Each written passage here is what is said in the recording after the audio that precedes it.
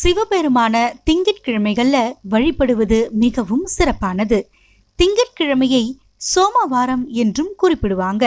சோமம் என்பதற்கு பார்வதி உடனாய சிவபெருமான் என்றும் சந்திரன் என்றும் பொருள்படும். சோமவாரத்துல செய்யும் வழிபாடு அனைத்துமே சிறப்பானதாகவே கருதப்படும். குறிப்பா கார்த்திகை மாதத்துல வரும் சோமவாரங்கள் பிரசித்தி பெற்றதாகவே விளங்குகிறது.